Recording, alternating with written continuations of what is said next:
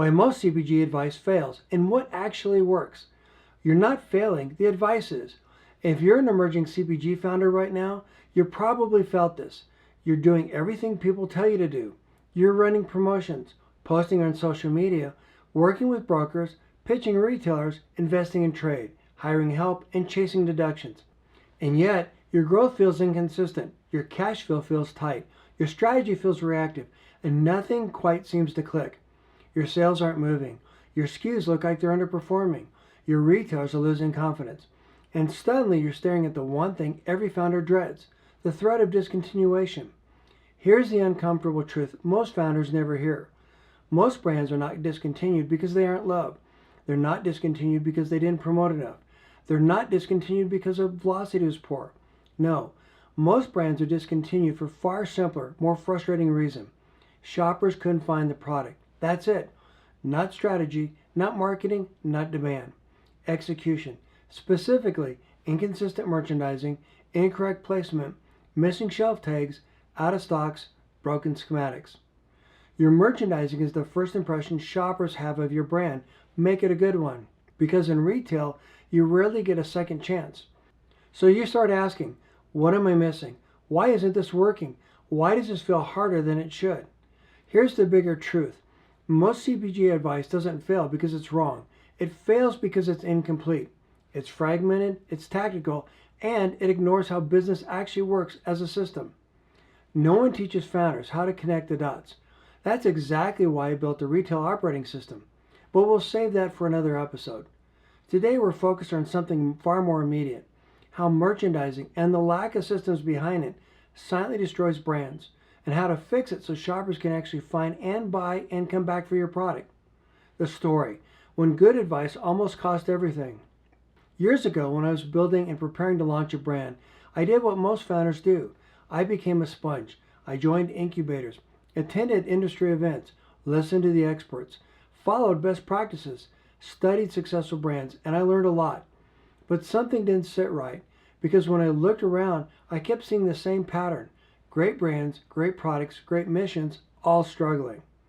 Not because they weren't working hard, but because the advice they were following was disconnected from execution, disconnected from retail reality, disconnected from profitability, disconnected from how shoppers actually buy.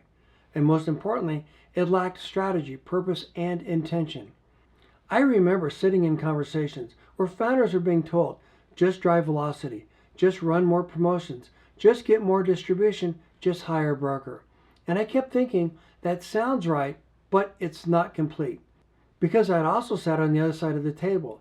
I had worked for big CPG companies, been classically trained in category management, managed retail stores, including being grocery manager, worked directly with buyers, worked with clients of every size, mentored brands, and seen how decisions actually get made. And I knew something that most founders weren't being told. Retail doesn't reward activity, retail rewards alignment. And that's when it clicked. Emerging brands don't need more advice. They need better strategy from people who understand how the entire system works. Why this matters? Advice versus system. Most advice in this industry lives in isolation. Marketing advice, retail advice, trade advice, broker advice, pricing advice. Each one sounds good on its own, but your business doesn't operate in silos. Everything is connected. Pricing impacts promotion. Promotions impact margin. Margin impacts runway. Merchandising impacts velocity. Messaging impacts conversion. Execution impacts everything. If you don't see the system, you can't fix the outcome. So let's break down the 5 biggest reasons most CPG advice fails and what to do instead. Strategy number 1, chasing tactics instead of building a system. Most CPG advice doesn't fail because it's wrong. It fails because it's incomplete. The trap. Founders are taught to chase tactics, run a promotion, launch a campaign, post more content, get more doors, advertise more. But tactics without a system creates chaos. The reality. Tactics only work when they're connected to pricing, promotion, positioning, merchandising on shelf, retail strategy, execution. Without that, you're reacting. You're not leading. The better way. Build a simple operating system. What drives your growth? What drives your margin? What drives repeat purchase? Then align everything to that. This alone can dramatically improve your promotion ROI. Action step, write this down. Our growth strategy is driven by, if you can't answer that clearly, start here. Strategy number 2, confusing velocity with value. Velocity isn't your problem. It's what you're sacrificing to get it. The trap, velocity is everything. So brands discount aggressively, promote consistently, and chase spikes. The reality, velocity without profitability destroys runway, and worse, it trains your customer to only buy on deal. The better way, focus on contribution, not just velocity. Profitable dollars, high-value shoppers, bigger baskets, sustainable margins. That's what retailers actually take to the bank. A real example. I once worked with a retailer obsessed with contribution. We showed them something simple. Their premium shoppers bought more per trip, spent more per basket, and were driving category growth. We used their own produce section as proof. Everything was easy to find. Everything was merchandised logically, and their premium items were outperforming. The answers were already in the store. Sometimes the best insights are hidden in plain sight. Action step. Stop asking, what's our velocity? Start asking, what's our contribution to the category? That changes the conversation instantly. Strategy number 3, treating retail like a transaction. Retailers don't buy products, they buy confidence. The trap? Founders try to get placement. They pitch their brand, their mission, their story. The reality, retailers aren't buying your product, they're buying confidence. Confidence that you understand their shopper, understand their category, can help them grow profitably, and you will support their execution. The better way? Shift from, here's how we're great, to here's how we help you win. Action step, write this. Our brand helps a retailer win by. Build your pitch around that.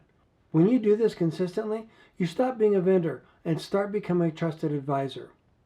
Strategy number 4, ignoring execution where everything breaks. Shoppers can't buy what they can't find. The trap? Founders spend months on strategy, weeks on launch, and days on execution, and then wonder why nothing works. The reality? Execution is where everything breaks. Poor placement, inconsistent merchandising, out of stocks, missing shelf tags. A podcast listener once told me that she went to support a friend's brand launch. She walked into the store excited and ready to buy. She went to the section her friend told her. It wasn't there. She searched. She asked an associate. Still nothing. Eventually they found it. In the wrong category, on the wrong shelf, nowhere a shopper would ever look. The brand had spent thousands on promotion, driven traffic, built excitement, and it all failed. Not because of demand, because of merchandising. The retailer assumed the product didn't perform, the promotion failed, the SKU wasn't worth keeping. That one mistake nearly killed the brand. The better way, treat execution like a system. Placement, inventory, merchandising, replenishment, store level consistency. Action step, ask, what must be true in every store for us to win? Then enforce it with scorecards and audits. Strategy number 5, building a brand without alignment. A confused brand doesn't convert. The trap?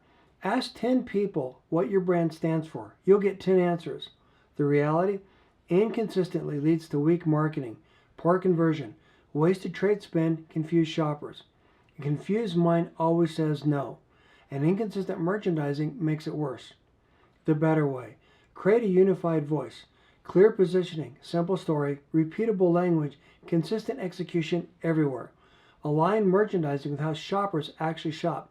Make it frictionless. Action step, define what you stand for, who's it for, why it matters. Then make sure it shows up everywhere. Recap why most CPG advice fails. Number 1, it focuses on tactics, not systems. Number 2, it prioritizes velocity over value. Number 3, it treats retail like a transaction. Number 4, it ignores execution. Number 5, it lacks alignment. Fix these and everything changes. Your strategy becomes clear. Your execution becomes consistent. Your trade spend becomes efficient. Your retail relationships improve. Your runway extends. What to do next? You don't need more advice. You need clarity, consistency, and a system that you can run every week. Choose one strategy from today and implement it immediately. Then do that again tomorrow. That's how this becomes your operating system.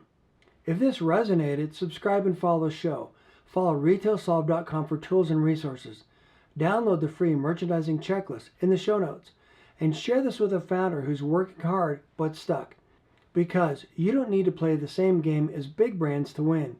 You just need to understand how the game actually works and how to stack the odds in your favor. I'm Dan Lohman, and this is the Bulletproof Your CPG Brand podcast.